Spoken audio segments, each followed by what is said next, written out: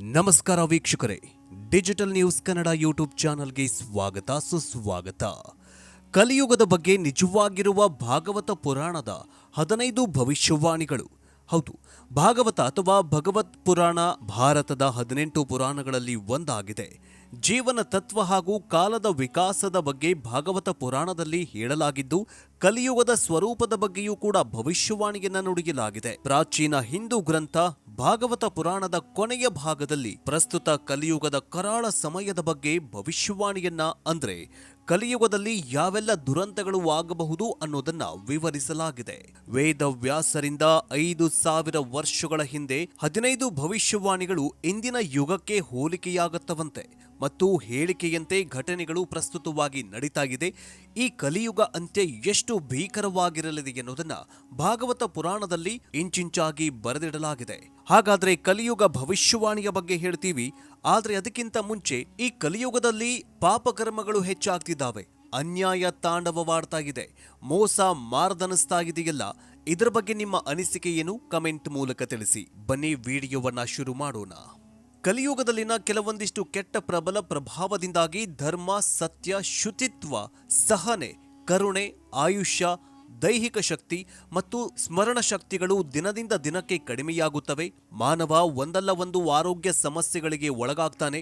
ಚಿಕ್ಕ ಪುಟ್ಟ ವಿಷಯಗಳಿಗೂ ತನ್ನ ಸಹನೆಯನ್ನ ಕಳೆದುಕೊಳ್ತಾನೆ ಅಂತ ಶ್ರೀಮದ್ ಭಾಗವತ ಪುರಾಣದಲ್ಲಿ ಉಲ್ಲೇಖ ಮಾಡಲಾಗಿದೆ.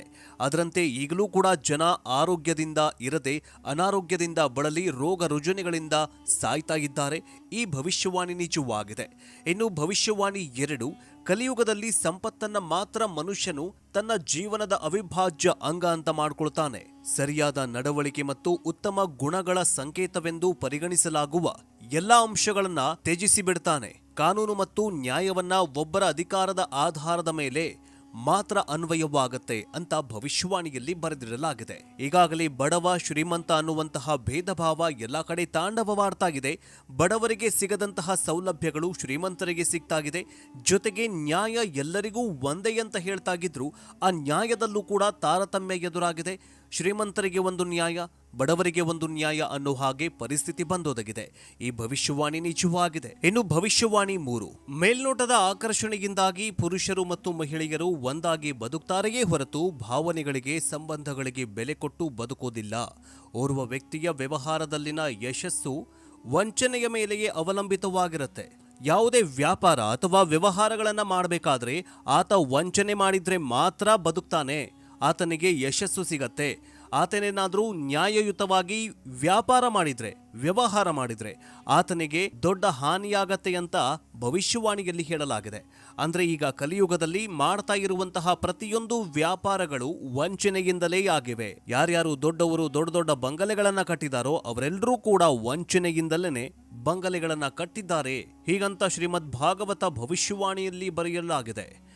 ಇನ್ನು 4ನೇ ಭವಿಷ್ಯವಾಣಿ, ವ್ಯಕ್ತಿಯ ಆಧ್ಯಾತ್ಮಿಕ ಸ್ಥಾನವನ್ನ ಕೇವಲ ಬಾಹ್ಯ ಚಿಹ್ನೆಗಳ ಪ್ರಕಾರ ಕಂಡುಹಿಡಿಯಲಾಗತ್ತೆ. ಕಲಿಯುಗದಲ್ಲಿ ಧರ್ಮವನ್ನ ರಾಜಕೀಯವಾಗಿ ಬಳಸ್ಕೊಳ್ತಾರೆ. ಯಾರೂ ಕೂಡ ನಿಷ್ಕಲ್ಮಶವಾಗಿ ಧರ್ಮವನ್ನ ಪ್ರೀತಿ ಮಾಡೋದಿಲ್ಲ. ಧರ್ಮ ಸಂಸ್ಕಾರವನ್ನ ಮೆಚ್ಚಿಕೊಂಡು ದೇವರ ನಾಮಸ್ಮರಣೆ ಮಾಡೋದಿಲ್ಲ. ಯಾರೋ ಒಬ್ರು ನೋಡ್ತಾರೆ, ಯಾರೋ ಒಬ್ರು ಹೇಳುತ್ತಾರೆ, ಏನೋ ಅಂದ್ಕೊಳ್ತಾರೆ ಅಂತಂದಲೇ ಪೂಜೆ ಪುನಸ್ಕಾರಗಳನ್ನ ಮಾಡ್ತಾರೆ. ಧರ್ಮವನ್ನ ಅಂದ್ರೆ ಈಗಾಗಲೇ ಬಿಜೆಪಿ ಆಗಿರಬಹುದು ಅಥವಾ ಕಾಂಗ್ರೆಸ್ ಆಗಿರಬಹುದು, ಒಂದು ಧರ್ಮವನ್ನ ಇವರು ರಾಜಕೀಯವನ್ನಾಗಿ ಮಾಡ್ಕೊಳ್ತಾ ಇದ್ದಾರೆ. ಈ ಒಂದು ಭವಿಷ್ಯವಾಣಿಯು ಕೂಡ ನಿಜವಾಗಿದೆ. ಈ ಭವಿಷ್ಯವಾಣಿಯನ್ನ ಭಾಗವತ ಪುರಾಣದಲ್ಲಿ ಹೇಳಲಾಗಿದೆ. ಇನ್ನು ಹಣವಿಲ್ಲದಿದ್ರೆ ಒಬ್ಬ ವ್ಯಕ್ತಿಯನ್ನ ಅಪವಿತ್ರ ಅಂತ ನಿರ್ಣಯಿಸಲಾಗತ್ತೆ. ಬೂಟಾಟಿಕೆಯನ್ನ ಸದ್ಗುಣವಾಗಿ ಸ್ವೀಕರಿಸಲಾಗತ್ತೆ. ಮೌಖಿಕ ಒಪ್ಪಂದದ ಮೂಲಕ ಮದುವೆಯನ್ನ ಸರಳವಾಗಿ ಏರ್ಪಡಿಸಲಾಗತ್ತೆ. ಮತ್ತು ಒಬ್ಬ ವ್ಯಕ್ತಿಯು ಕೇವಲ ಸ್ನಾನವನ್ನ ಮಾಡಿದ್ರೆ ಮಾತ್ರ ಸಾರ್ವಜನಿಕವಾಗಿ ಕಾಣಿಸ್ಕೊಳ್ಳೋದಕ್ಕೆ ಅವನು ಯೋಗ್ಯವಾಗಿರ್ತಾನೆ ಅಂತ ಭಾವಿಸ್ತಾರೆ ಜನ ಅಂತ ಅಂದೇ ಭಾಗವತ ಪುರಾಣದಲ್ಲಿ ಬರೆದಿಡಲಾಗಿದೆ. ಇನ್ನು ಭವಿಷ್ಯವಾಣಿ 6ನೇ, ಸೌಂದರ್ಯವು ಒಬ್ಬರ ಭಾವನೆಗಳನ್ನ, ಗುಣಗಳನ್ನ ಅವಲಂಬಿಸಿದ್ರೆ ಕೇಶ ವಿನ್ಯಾಸವನ್ನ ಅವಲಂಬಿಸಿರುತ್ತೆ ಅಂತ ಭಾವಿಸಲಾಗಿದೆ. ಹೊಟ್ಟೆ ತುಂಬಿಕೊಳ್ಳುವುದೇ ಜೀವನದ ಗುರಿಯಾಗಿರುತ್ತೆ ಮತ್ತು ಧೈರ್ಯಶಾಲಿಯಾದವನು ಸುಳ್ಳು ಹೇಳಿದ್ರೂ ಆತನನ್ನ ಸತ್ಯವಂತ ಅಂತ ಒಪ್ಪಿಕೊಳ್ತಾರೆ ಕಲಿಯುಗದ ಜನ. ಕುಟುಂಬವನ್ನ ನಿರ್ವಹಿಸಬಲ್ಲನು ಪರಿಣಿತ ವ್ಯಕ್ತಿ ಎಂದು ಪರಿಗಣಿಸಲ್ಪಡ್ತಾರೆ. ಹೇಳ್ತಾರೆ. ಜೊತೆಗೆ ಧರ್ಮದ ತತ್ವಗಳನ್ನ ಖ್ಯಾತಿಗಾಗಿ ಮಾತ್ರ ಅನುಸರಿಸಲಾಗುತ್ತೆ ಅಂತ ಭವಿಷ್ಯವಾಣಿಯಲ್ಲಿ ಬರೆದಿಡಲಾಗಿದೆ. ಇನ್ನು ಭೂಮಿಯು ಭ್ರಷ್ಟ ಜನಸಂಖ್ಯೆಯಿಂದ ತುಂಬಿ ತುಳುಕ್ತಾ ಇದ್ದಂತೆ ಯಾವುದೇ ಸಾಮಾಜಿಕ ವರ್ಗದಲ್ಲಿ ಯಾರು ತಾವೇ ಪ್ರಬಲರು ಅಂತ ತೋರಿಸ್ಕೊಳ್ತಾರೋ ಆತನೇ ರಾಜಕೀಯ ಅಧಿಕಾರವನ್ನ ಗಳಿಸ್ತಾನೆ. ಇನ್ನು ಕಲಿಯುಗದ ಅಂತ್ಯದ ಕಾಲ ಹೇಗೆ ಸಮೀಪಿಸುತ್ತೆ, ಕಲಿಯುಗ ಅಂತ್ಯವಾಗೋದಕ್ಕೆ ಕೆಲವೊಂದಿಷ್ಟು ಮುನ್ಸೂಚನೆಗಳು ಇದೆ ಅಂತ ಕೃಷ್ಣ ಹೇಳಿದ್ದಾನೆ. ಕೃಷ್ಣನ ಪ್ರಕಾರ ಕಲಿಯುಗವು ಅಂತ್ಯಗೊಳ್ತಾ ಇದ್ದಂತೆ ಮಾನವನ ಆಯಸ್ಸು ಕೇವಲ 20 ವರ್ಷಗಳಿಗೆ ಕಡಿಮೆಯಾಗತ್ತೆ. ಒಬ್ಬ ವ್ಯಕ್ತಿಯ ಕೂದಲು 12ನೇ ವಯಸ್ಸಿಗೆ ಹಣ್ಣಾಗತ್ತೆ. ವ್ಯಕ್ತಿಯ ದೇಹವು ತುಂಬಾ ದುರ್ಬಲವಾಗುವುದು ಮತ್ತು ದೇಹವು ಬಿಳಿ ಬಣ್ಣಕ್ಕೆ ತಿರುಗುತ್ತದೆ. ಕಲಿಯುಗದಲ್ಲಿ ಮಹಿಳೆಯು 8 ಮತ್ತು 9 ವರ್ಷ ವಯಸ್ಸಲ್ಲೇ ಮಗುವಿಗೆ ಜನ್ಮವನ್ನ ನೀಡುತ್ತಾಳೆ. ಕಲಿಯುಗದಲ್ಲಿ ಸ್ತ್ರೀಯರು ತುಂಬಾ ಸಣ್ಣಗಾಗ್ತಾರೆ, ಹೆಚ್ಚು ತಿನ್ನುವ ಅಭ್ಯಾಸವನ್ನ ಹೊಂದಿರ್ತಾರೆ. ಕಲಿಯುಗದಲ್ಲಿ ಮಹಿಳೆಯು ಕಡಿಮೆ ಮಕ್ಕಳಿಗೆ ಜನ್ಮ ನೀಡ್ತಾಳೆ ಮತ್ತು ವಿಪರೀತ ಕೋಪದ ಸ್ವಭಾವವನ್ನು ಹೊಂದಿರ್ತಾಳೆ. ಅವಳು ತನ್ನ ಮಗುವಿಗೆ ಹಾಲು ಕೊಡೋದಿಲ್ಲ ಅಥವಾ ಸರಿಯಾದ ಪೋಷಣೆ ಮಾಡೋದಿಲ್ಲ. ಇವೆಲ್ಲವೂ ಸೂಚನೆಯಾಗಿದೆ.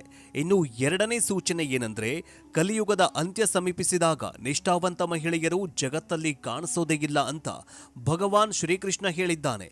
ಅದೇ ಮಹಿಳೆ ಅನೇಕ ಪುರುಷರನ್ನ ಮದುವೆಯಾಗ್ತಾಳೆ. ಜನರು ಪೂಜೆ, ಶ್ರದ್ಧಾ, ಅಂತ್ಯಕ್ರಿಯೆ, ಮಂಡನ ಮತ್ತು ಮದುವೆ ಮುಂತಾದ ಚಟುವಟಿಕೆಗಳನ್ನು ಮಾಡಲು ಆಸಕ್ತಿಯನ್ನೇ ತೋರೋದಿಲ್ಲ. ನೀರಿನ ಕೊರತೆಯಿಂದ ಜನರು ಸ್ನಾನ ಮಾಡದೆ ಅಶುದ್ಧರಾಗ್ತಾರೆ. ಕಲಿಯುಗದ ಅಂತ್ಯದಲ್ಲಿ ಜನರು ಮಾಂಸಾಹಾರವನ್ನೇ ಹೆಚ್ಚಾಗಿ ಸೇವಿಸ್ತಾರೆ ಮತ್ತು ಯಾರೂ ಸಾತ್ವಿಕ ಆಹಾರವನ್ನ ಸೇವಿಸಲು ಇಷ್ಟಪಡೋದಿಲ್ವಂತೆ. ಇನ್ನು ಶ್ರೀಕೃಷ್ಣನ ಪ್ರಕಾರ ಕಲಿಯುಗದ ಅಂತ್ಯದ ಸಮೀಪವಾಗ್ತಾ ಇದ್ದಂತೆ ಮರಗಳು ಫಲ ನೀಡೋದನ್ನೇ ನಿಲ್ಲಿಸ್ಬಿಡತ್ತೆ. ಎಲ್ಲ ಮರಗಳು ಒಣಗಿ ಹೋಗ್ಬಿಡತ್ತೆ. ಬ್ರಹ್ಮಾಂಡದ ಎಲ್ಲೆಡೆ ಶಮಿ ವೃಕ್ಷಗಳು ಮಾತ್ರ ಗೋಚರಿಸುತ್ತವೆ. ಮನುಷ್ಯರು ಸಸ್ಯಾಹಾರವನ್ನ ತ್ಯಜಿಸಿ ಕೇವಲ ಮಾಂಸವನ್ನೇ ತಿಂತಾರಂತೆ.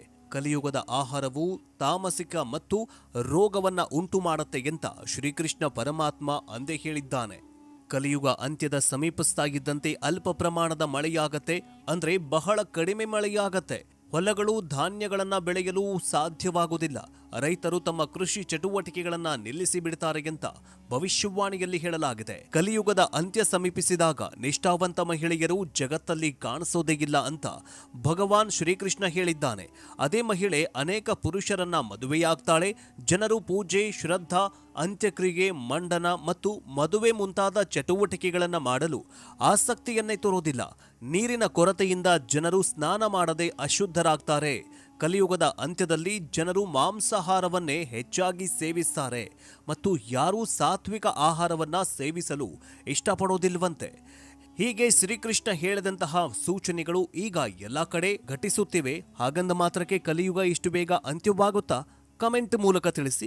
ಬೇಗ ಅಂತ್ಯವಾಗಬೇಕಾ ಈ ಕಲಿಯುಗ? 2030 ಹೊತ್ತಿಗೆ ಸತ್ಯಯುಗ ಆರಂಭವಾಗುತ್ತಂತೆ. ಅದರ ಬಗ್ಗೆ ನಿಮ್ಮ ಅನಿಸಿಕೆ ಏನು? ಈ ಕಲಿಯುಗ ಬೇಗ ಅಂತ್ಯವಾಗಲಿ, ಸತ್ಯಯುಗ ಬೇಗ ಆರಂಭವಾಗಲಿ ಅಂತ ನಿಮಗೇನಾದರೂ ಅನಿಸಿದ್ರೆ ಕಮೆಂಟ್ ಮೂಲಕ ತಿಳಿಸಿ. ನೆಕ್ಸ್ಟ್ ವಿಡಿಯೋದೊಂದಿಗೆ ಮತ್ತೆ ಭೇಟಿಯಾಗೋಣ. ನೋಡ್ತಾ ಇರಿ digital news Kannada. Fight for justice. ಜೈ ಹಿಂದ್, ಜೈ ಕರ್ನಾಟಕ, ಜೈ ಸನಾತನ.